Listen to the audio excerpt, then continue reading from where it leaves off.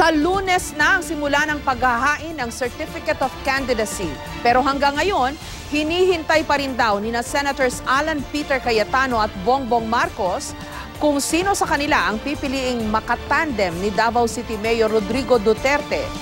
Yan ay sakaling magdesisyon si Duterte na tumakbo sa pagkapresidente. May report si Rafi Tima.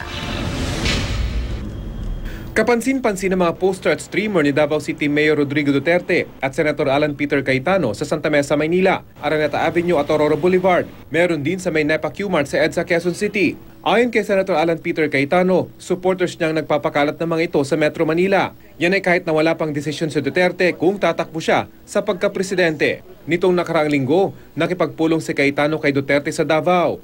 At naniniwala si Cayetano na siya ang pipili nitong katandem kung tatakbong Pangulo. Whether in private or in public, pinapahayag niya na kung anong gagawin niya pag siya naging Pangulo, kung anong mga alam niyang hakbangin na magsosolve ng mga problema.